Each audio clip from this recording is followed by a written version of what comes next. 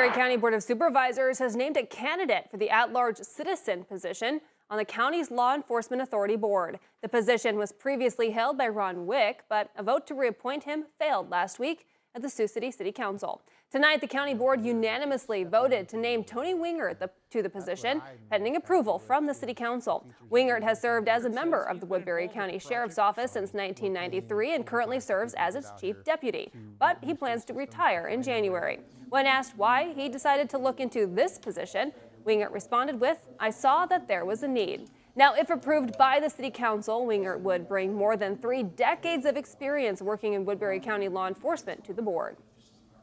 This is my world. This is what I've been doing for my whole adult life. Sheriff Sheehan said it. I've been involved since day one.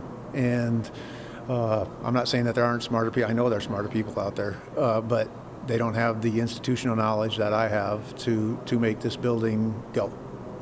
Members on the Board of Supervisors say they're excited about the idea of having someone on the LEC Authority board with Wingert's experience. Tony has had multiple years of experience in the Woodbury County jail system and at the old LEC, working with the other entities that work within there, with the courts, sheriff's office.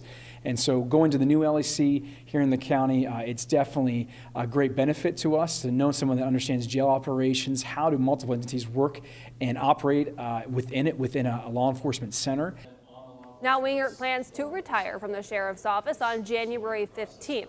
The county board tonight voting to set his start date with the authority for January 20th. However, that appointment still pending approval from the Sioux City City Council, which won't meet again until January 5th.